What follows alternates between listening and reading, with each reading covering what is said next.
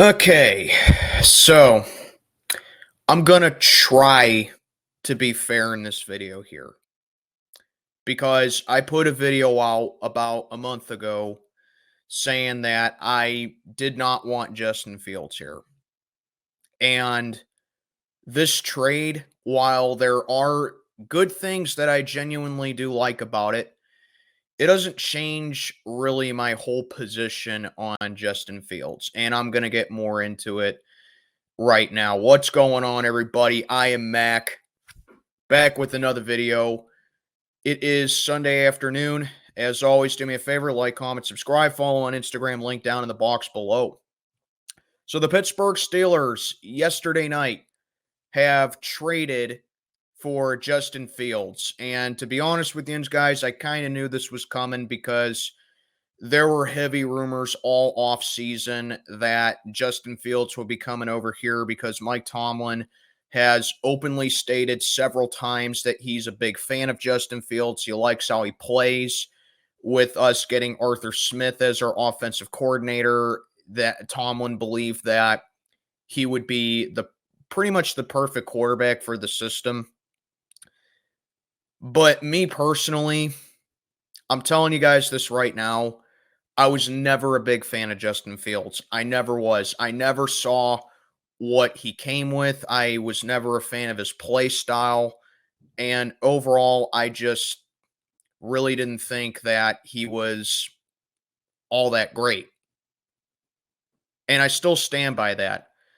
However, as much as I am not a fan of him, I have to say he's way better than Kenny Pickett, okay? I think anybody at this point's better is an upgrade over Kenny Pickett. But we needed a backup quarterback in light of us getting Russell Wilson, and obviously Mason Rudolph is now with Tennessee, and of course we traded Kenny Pickett over to Philadelphia.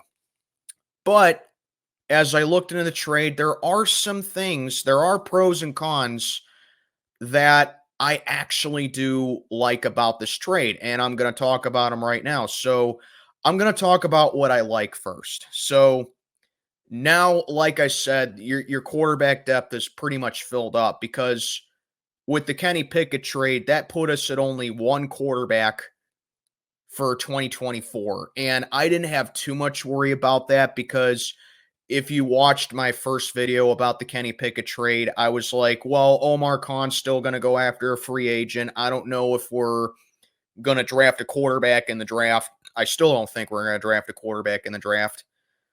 But now our quarterback depth is filled. So we got two quarterbacks now competing. Anyone could have said that it was going to be Russell Wilson and Justin Fields duking it out for QB1.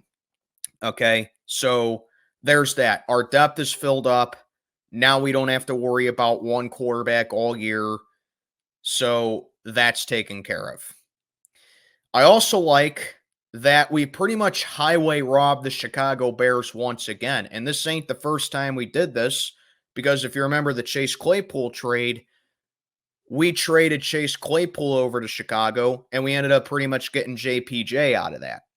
Now we trade for Justin Fields and all it cost us was a sixth-round conditional pick, which is really good. And it depends on if Justin Fields plays for 50% of the time, I believe. Maybe a little bit more, but I've heard at least 50%. And it becomes a fourth round pick if that's the case. So I really like it. It's a really good bargain right there for a sixth round conditional pick. And it becomes really low risk for us because let's say Justin Fields wins the starting job over Russell Wilson. And, you know, my comments on what I think about Justin Fields comes to fruition and he's just not the guy. It's low risk because really all it cost us is a day 3 draft pick. Nothing too big to lose. And even then, Justin Fields can learn under Russell Wilson. He can elevate his game a little bit. I think, yeah, part of the problem was that the front office in Chicago was very inept. DJ Moore didn't really help him out all that much because they thought that he was a prolific runner. And obviously in Chicago, you know, at least last season, they were having him pass more because of the DJ Moore trade. But I like here that he can learn under Russell Wilson because he has more of a variety now with weaponry, and he has a good, run game to complement it as well. And he has started a fair amount of games for the Bears. He started 38 out of 51 possible games for the Chicago Bears. Now, remember, keep in mind the Bears drafted him in 2021. So out of 51 games possible, he started in 38 of them. And that's around 74%. So right there, that tells me that, hey, Justin Fields can play at least 50 games if he started at least 74% of the time with the Chicago Bears. So that trade is actually looking really good for us right now for what we offered for him. So that's good.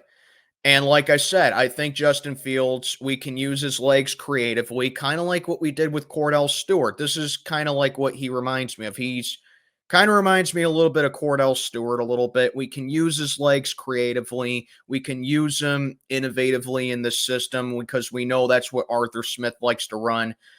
Like I said, Chicago, they tried to make him run a little bit less this past season because of the DJ Moore trade. And the Bears also had a really bad defense. They gutted their entire defense pretty much with Roquan Smith, kind of being the final nail in the coffin with that. But now he's entering the Steelers where he has a way better defense than the Chicago Bears do. Especially with the way that we revamped it. He's got TJ Watt. He has Alex Highsmith. He has now Patrick Queen. He has JPJ. He has Minkah Fitzpatrick. He has Deshaun Elliott now. He has a lot. He has Keanu Benton. He will probably have Cam Hayward for at least a year. You get it, though. I mean, now he has Montravius Adams. So, you get it. He has a lot to work with here, and he has a defense that can keep him in games. So that's what I like about this trade. But now here's what I don't like about it. There are some things that are concerning to me and stuff that are saying that, well, I don't know how I fully feel about this because I'm very gray area with this trade. To me, it seems like Justin Fields had to be borderline perfect with the Chicago Bears. He had to be excellent with them pretty much. And down the final phases, the Bears did have a good run to close out the season where he was completing 60% of his passes, but he threw just 4 touchdowns and 3 interceptions. And like I said, he has a touchdown to interception ratio of 4-3. It's pretty mediocre to me right there. So if he does end up beating Russell Wilson for the job, you're looking at a guy who is going to probably be, who to me, it seems like he turns the ball over a lot. But then again, people can chop that down to the Bears' incompetence. People can chop that down to, well, he had Matt Nagy as his head coach, and he's getting a better coach in Mike Tomlin. Whatever. But you gotta know. You got to put some blame on the quarterback sometimes. And then that kind of leads me into this where it's like he's making the plays pretty much all the time for the Chicago Bears. And when you make a high amount of plays like that because you're the regular starter on a consistent basis, you're bound to make mistakes here and there. Hopefully with the Pittsburgh Steelers, this means that he goes out there and they're not counting on him to do it all by himself. So the pressure comes off of him a little bit.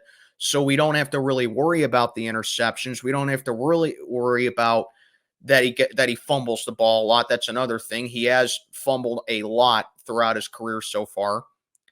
So if we can just put him out there and just say, hey, Justin, just go out there, limit the mistakes, no pressure. If that's what we can do him for, fine. I'm all for it. But if he has to go out there and make every single play, put all the pressure on him, that's not good to me. I don't think he's a guy that handles well in high leverage situations when everyone's counting on him to be the superhero at the end of the day. I don't like that about Justin Fields. He doesn't strike me as that kind of clutch guy. He's also pretty inconsistent. He was also pretty inconsistent with the Chicago Bears. He couldn't read the field very well. There were times where it seemed like he was learning and he was reading defenses better, and it was very overshadowed by him just not being able to read the field well. Like I said, the best way that I can describe Justin Fields is like this. He has a couple of plays every single game where it looks like that he can be one of the best quarterbacks in the league. But then it's immediately followed up with him looking like he doesn't know what he's doing. Okay? That's Justin Fields for you. Now, like I said, I'm giving him the benefit of the doubt because he played for the Chicago Bears. The Bears are are one of the worst ran organizations in the NFL over the past 30 years. He's coming over to the Steelers, who've been very aggressive in free agency. They're coming over to the team who is better ran than the Chicago Bears team and might know how to use him better than the Bears do. But at the end of the day, he's really just coming in as a product.